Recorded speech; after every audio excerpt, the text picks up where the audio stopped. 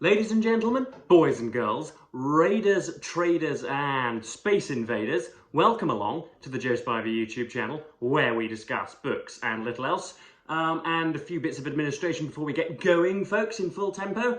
You join me on the first visual day of spring. We have somehow managed to coax the whimpering summer into actuality. It is here. The first time we've had a blue sky, the first time I've been able to wear my very, very cool sunglasses and being able to wear my intermediate shacket out as well. Also, you will notice, of course, that one of my phalanges has indeed been cordoned off.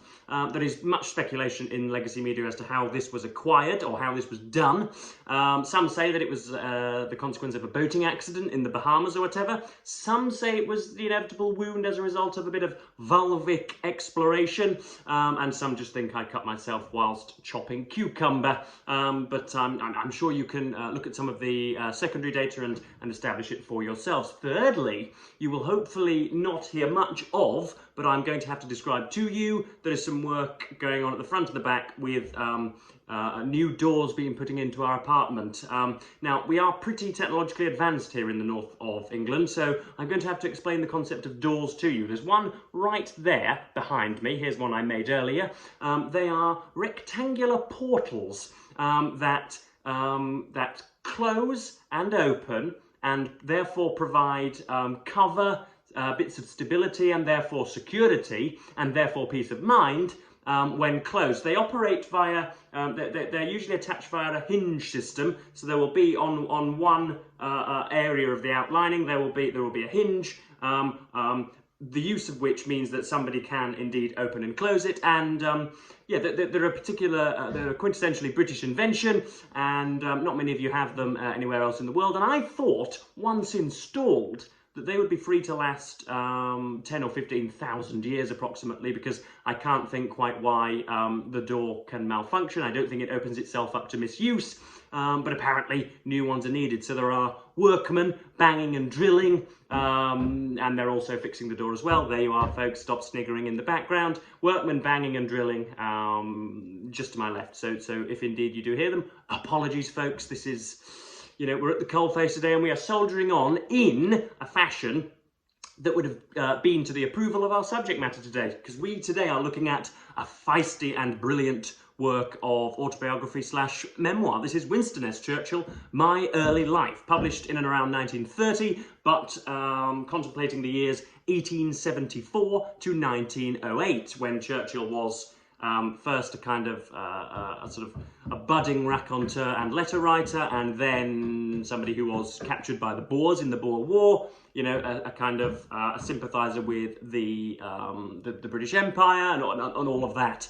But this is absolutely splendid, folks. First of all, it needs to be pointed out, Winston Churchill might have a little different level of significance in different areas of the world, but in Great Britain he has been mythologized to, I think, an inevitably ruinous extent, actually. Of course, if I do indeed sort of pick out a few flaws of Winston Churchill, that means that I'm somehow on the payroll of Sadiq Khan and all of the globalists at the World Economic Forum. Somehow, because I criticise a national character, that means that I'm, you know, a kind of macchiato swilling millennial. But we'll park that criticism. He is a kind of vehicle nowadays for warmongering. I'm going to say it.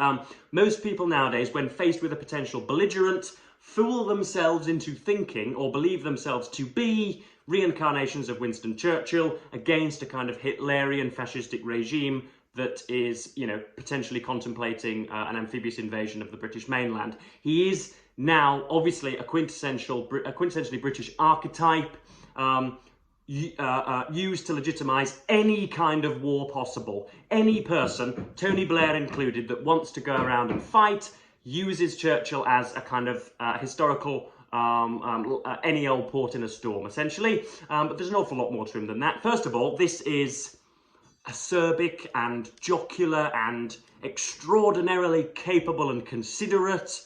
It is, yeah, courteous, but it's kind of really volatile and febrile, but also quite calm and soothing as well. It does that. It's got that kind of that quintessentially Victorian rhapsodic quality to it, where someone's just, you know, the writer will just burrow in the ground for 6 and 7 and 8 clauses and won't care how long it is that you need to take a breath. They will just keep going and going and going, and that's what Mr. Churchill is absolutely magnificent at. And I have myself a new favourite, folks, really. I can't wait to pounce on, I think the name of his only novel was Savrola, or something like that, but he's done I think what might be called a hexralogy or a septralogy, a 6-part historicised memoir into World War II, so I'm certainly going to be picking those up as and when and getting into them. This is absolutely gorgeous, folks. So he was as privileged as it gets, really. I know that word is a kind of hackneyed term nowadays, but privilege very much is the word. His father, Sir Randolph Churchill, was a kind of an early advocate of Tory democracy, and was eventually became Chancellor of the Exchequer, and was, yeah, a kind of bona fide, you know, it was the apotheosis of aristocracy, and was yeah. So Churchill had radical leaders and Tory leaders and all of the kind of dignitaries, all of the luminaries, all of the you know, all of the shining letter writers, all of the glitterati of the day were just hanging about whilst he was playing tiddlywinks in the gardens. So there is that to consider, and so he goes to prep school, he goes to Harrow, and the ability, the kind of proclivity and ability that we usually associate with public school, those who have been schooled in a public institution, i.e. love for the classics and for Greek and for mathematics, is not harboured by Winston Churchill. He loves English, loves letter writing, but cannot for the life of him get to work Latin or mathematics, as I say, and he is disappointingly average, if not below average. He is the bottom of the class often, and so doesn't go to university, finds himself as a war correspondent in India, in Egypt and in South Africa, and just is unbelievably revered for this correspondence. He becomes a very, very famous name, and obviously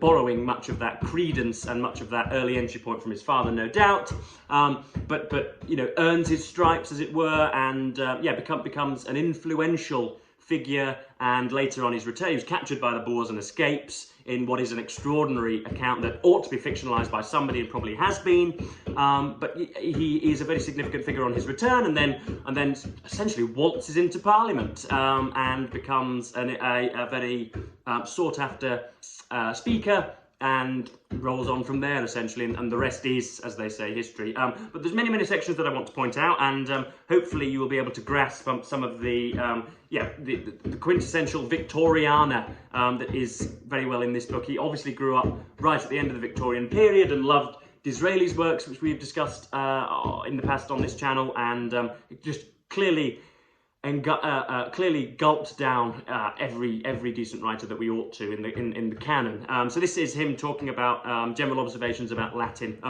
I will here make some general observations about Latin, which probably have their application to Greek as well.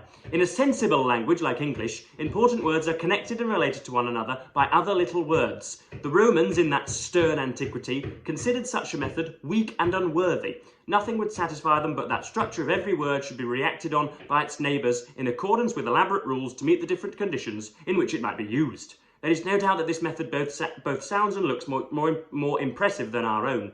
The sentence fits together like a piece of polished machinery. Every phrase can be tensely charged with meaning. It must have been very laborious, even if you were brought up to it. But no doubt it gave the Romans, and the Greeks too, a fine and easy way of establishing their posthumous fame. They were the first comers in the fields of thought and literature. When they arrived at fairly obvious reflections upon life and love, upon war, fate or manners, they coined them into slogans or epigrams for which their language was so well adapted, and thus preserved the patent rights for all time. So that's him talking about his difficulties with Latin, and I don't think he ever picks it up. Now we're talking about war and Churchill's advocacy for it under certain limited circumstances, and indeed you sense throughout the entirety of this. Obviously, this is written in 1930, so it's retrospective. But you can sense it's not just sort of pillow. Most memoirs can essentially be classified as people turning over in the night and just ruminating on random tidbits and, you know, quiverings of their life, some just really bits of you know, the quotidian aspects of their existence. Churchill is, of course, very, very, very aware of how important he is and will become later, and therefore how important his survival and thriving was in the past. And you can see all the time there will be sentences like, were it not for this, you know, this flash of fate, I probably would not have existed today, and therefore the world would have been forever changed. There is a huge contemplation of human contingency and of you know, historical counterfactuals and all of that. He's very, very self-aware, very aware that he is a significant figure. But that's not tiresome or meddlesome or you know, in any way disillusioning and disheartening. It's welcome, I think. So this is him talking about war. War, which used to be cruel and magnificent, has now become cruel and squalid. In fact, it has been completely spoilt. It is all the fault of democracy and science. From the moment that either of these meddlers and muddlers was allowed to take part in actual fighting, the doom of war was sealed. Instead of a small number of well-trained professionals championing their country's cause with ancient weapons and a beautiful intricacy of archaic manoeuvre, sustained at every moment by the applause of their nation, we now have entire populations, including even women and children, pitted against one another in brutish mutual extermination, and only a set of blear-eyed clerks left to add up the butcher's bill. From the moment democracy was admitted to, or rather forced itself upon the battlefield, war ceased to be a gentleman's game. To hell with it. Hence the League of Nations. So yeah, just excellent commentary that we in which we delight, I think.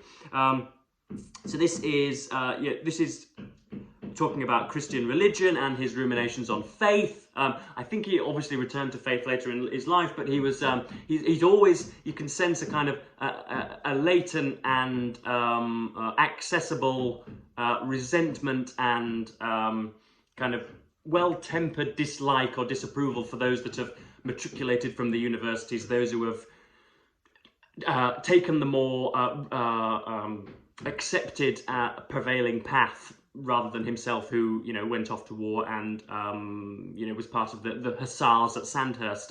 You can sense that kind of, as I say, that latent resentment and acidic disapproval. So this is talking about Christian. Some of the senior officers also dwelt upon the value of the Christian religion to women. Yada yada yada.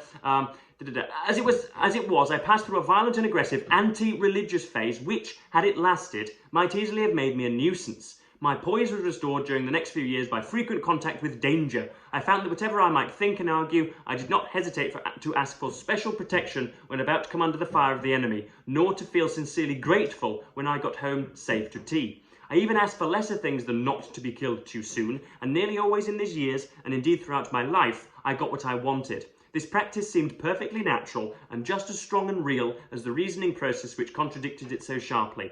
Moreover, the practice was comforting and the reasoning led nowhere. And that's just a tiny little morsel of what is eventually a huge paragraph or a huge chapter on his his kind of metaphysical ruminations, which again would usually put you off, and they would usually be, you would usually think that they would usually put a bee in my bonnet, and you would usually think that it was overly pretentious and yeah, just a little bit, it's usually temerity on behalf of a memoirist to kind of to embellish much of his text and make his life much more serious than it otherwise would be. So many memoirists are obviously looking to the future in their past, which is, as I say, disheartening and not the best. So yes, that's... I've not done a very good job of telling you just how excellent this is. It's absolutely magnificent, and as all of the typical Victorian, I'm sort of reluctant to call them tropes, but they are tropes essentially, things that are wheeled out by the Victorian writers. It's got all of that in it. You will love it textually, you will love it historically, you will love it personally. You don't have to be interested in Winston, you don't have to know an awful lot about him.